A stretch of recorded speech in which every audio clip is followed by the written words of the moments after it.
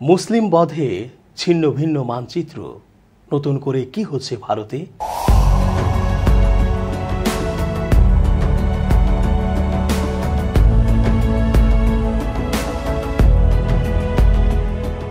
আসসালামু আলাইকুম সুপ্রিয় দর্শক, আল্লাহর রহমতে নিশ্চয়ই ভালো আছেন।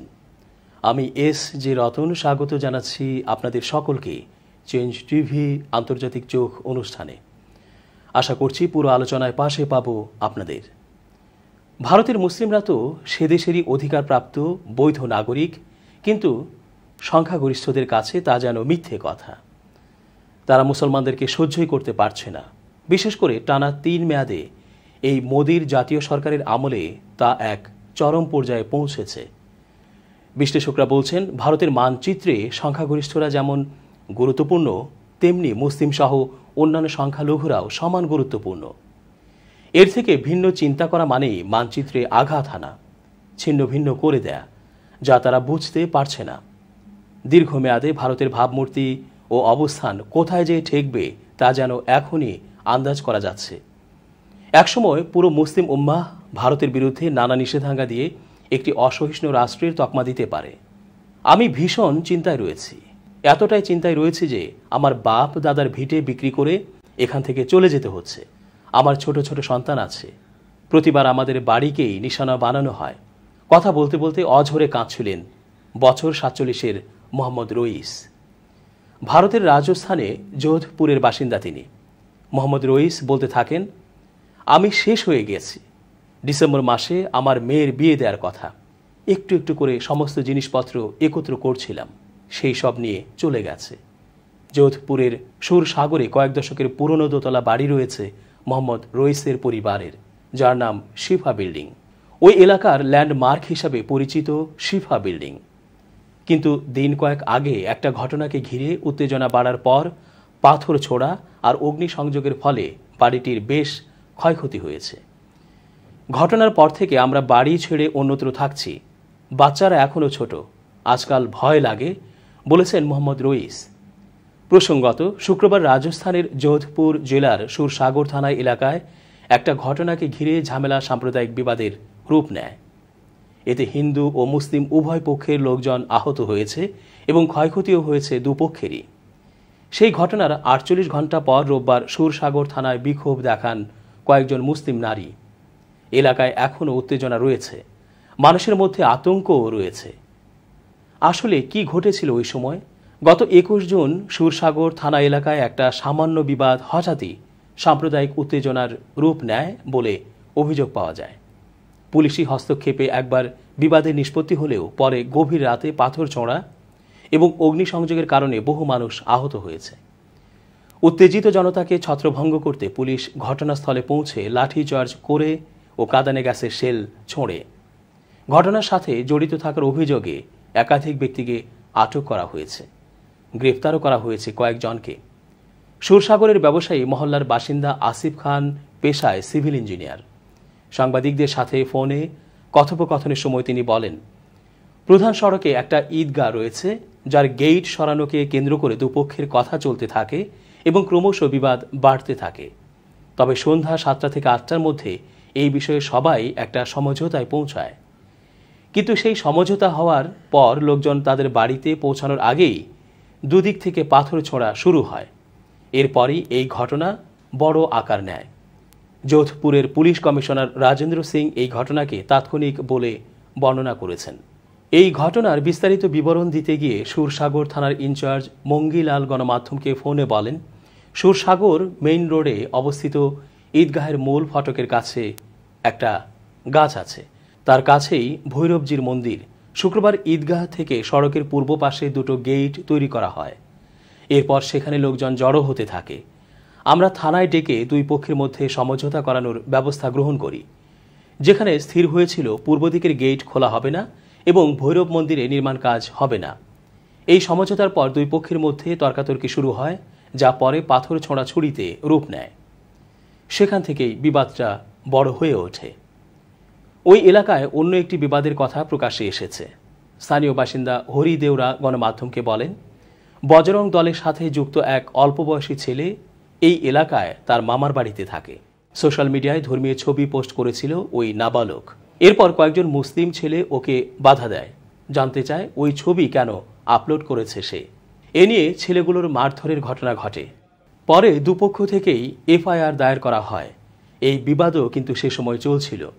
ব্যবসায়ী মহল্লার বাসিন্দা আসিফ খান বলেন, সোমবার ঈদের দিন দুজন নাবালকের মধ্যে ঝগড়া হয়েছিল। বিষয়টা নিয়ে কয়েকদিন গোলমাল চলে।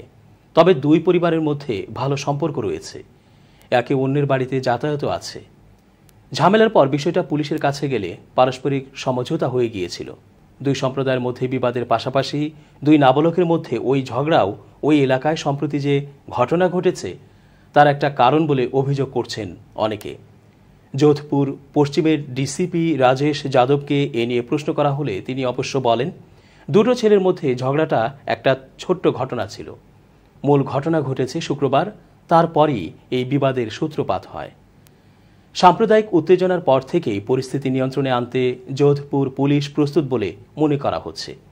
সুরসাগরে সাম্প্রতিক ঘটনার পর শনিবার সন্ধ্যা ৬টা থেকে আশপাশের ৫টা থানার আওতায় থাকা এলাকাগুলোয় ১৪৪ ধারা জারি করা হয়েছে। শনিবার ও রোববার রাস্তাঘাটে খুব কম মানুষকেই দেখা গেছে।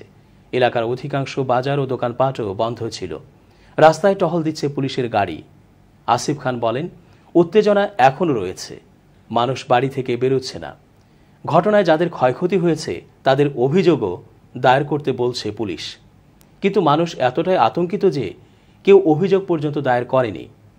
একদিকে বাড়ির পুরুষরা থানার লকআপে আছে, তাদের পরিবারের অনেকে জখম হয়েছে। এই অবস্থায় নারীরা কোথায় যাবে অভিযোগ দায়ের করতে? এলাকার বর্তমান পরিস্থিতির বর্ণনা দিয়েছেন খান। জানিয়েছেন, দুই সম্প্রদায়ের মানুষই আতঙ্কিত হয়ে রয়েছে। তার কথায় এসটিএফ, আরপিএফ এবং পুলিশ রয়েছে, কিন্তু দুই সম্প্রদায়ের মানুষের মধ্যেই ভয় কাজ করছে। বাজার বন্ধ, শিশুরা কাঁদছে, রোগীরা বাইরে আসতে চাইছে না। যোধপুর পশ্চিমের ডিসিপি রাজেশ যাদবকে ঘটনার পর এলাকার বর্তমান পরিস্থিতির কথা জিজ্ঞাসা করা হলে তিনি বলেন, পরিস্থিতি এখন শান্তিপূর্ণ, পুলিশ বাহিনী মোতায়েন করা হয়েছে। পরবর্তী নির্দেশনা না দেয়া এবং পরিস্থিতি সম্পূর্ণ স্বাভাবিক না হওয়া পর্যন্ত ৫টা থানা এলাকায় ১৪৪ ধারা জারি করা হয়েছে। এখনও পর্যন্ত ৪৪ জনকে গ্রেফতার ও ৫ জনকে আটক করা হয়েছে। ওই এলাকারই বাসিন্দা জিতেন্দ্র শঙ্খলার বোন লাজবন্তী গেহলোত গুরুতর জখম হয়েছেন পাথরের আঘাতে। এক চোখের দৃষ্টিশক্তি হারিয়েছেন ওই নারী। ডিসিপি রাজেশ যাদবের কথায়, বাইকে বা গাড়ি করে যারা যাতায়াত করছে তাদের উপর কড়া নজর রেখেছে পুলিশ। সর্বত্র ব্যারিকেড রয়েছে। লাজবন্তী গেহলোত বলেন, সেদিন প্রচুর পাথর ও কাঁচের বোতল ছোঁড়া হয়েছিল, প্রচুর পাথর এসে পড়েছে। এখন পুলিশ মোতায়েন করা হয়েছে এবং লোকজনও খুব কমই রাস্তায় বেরোচ্ছে, তাই শান্তি রয়েছে, কিন্তু মানুষের মধ্যে ভয় রয়েছে। আসিফ খান বলেন, এই ঘটনায় মানুষ খুবই চিন্তিত। অনেকে অবৈধভাবে আটকে রাখা হয়েছে, ঘর থেকে তুলে নিয়ে যাওয়া হয়েছে। এর মধ্যে ৫ জন নাবালকও রয়েছে, তাদের মারধর করা হয়েছে। অনেকের হাত পা ভেঙেছে এবং একজন যুবক এখনও এমজি হাসপাতালে ভর্তি। তিনি আরও বলেন, এমন অনেকে আছেন যাদের শনিবার প্রাথমিক চিকিৎসার পর আর যাদের হাড় ভেঙেছে তাদের প্লাস্টারের পর ছেড়ে দেওয়া হয়েছে। ঘটনার পর বাড়ি ছাড়া মোহাম্মদ রইস সুরসাগরের শিফা বিল্ডিং বহু বছর ধরেই ওই এলাকার একটা স্বীকৃত ল্যান্ডমার্ক। শুক্রবার রাতে অগ্নিসংযোগের ফলে ওই ভবনে স্থিত একটা দোকানে ব্যাপক ক্ষয়ক্ষতি হয়েছে, পুড়ে গেছে লক্ষাধিক টাকার জিনিস। শিফা বিল্ডিং মোহাম্মদ রইসদের পৈতৃক বাড়ি, কিন্তু এলাকায় সাম্প্রদায়িক উত্তেজনার পর থেকেই চরম আতঙ্কে রয়েছেন তিনি। ঘটনার পর থেকে বাড়ি ছাড়া তার পরিবার শিফা বিল্ডিং থেকে কিছুটা দূরে একটা ভাড়া করা বাড়িতে আপাতত থাকছেন তারা। পাথর ছোড়া আর অগ্নিসংযোগের সময়কার পরিস্থিতির বর্ণনা দিতে গিয়ে রইস বলেন, আমরা তখন ঘুমাচ্ছিলাম, হঠাৎ পাথর ছোড়া শুরু হলো। বাইরে থেকে শব্দ আসছিল। দেখলাম কিছু লোক লাঠি রড দিয়ে দোকানের শাটার ভেঙে আগুন ধরিয়ে দিচ্ছে। দোকানে ঝাড়ু তৈরির জিনিসপত্র মজুদ ছিল। স্থানীয় এক ব্যক্তিকে ওই দোকান ঘর ভাড়া দেওয়া হয়েছিল। ঘটনায় ব্যাপক ক্ষতি হয়েছে দোকান মালিকের, ক্ষতি হয়েছে শিফা বিল্ডিংয়ের বাসিন্দা রইস ও তার ভাইয়ের। রইস বলেন, দোকানে রাখা অন্তত ১৫ লাখ টাকার জিনিস পুড়ে গেছে, আমাদের বাড়ির জানালাগুলো সব ভেঙে গেছে। পাথর ও কাঁচের বোতল ছুঁড়ে হামলা চালানো হয়েছিল। ওই বাড়িতে পরিবার সহ আমরা 2 ভাই থাকি। ঘটনার পর থেকে পরিবারের নারী ও শিশুরা আতঙ্কিত হয়ে রয়েছে।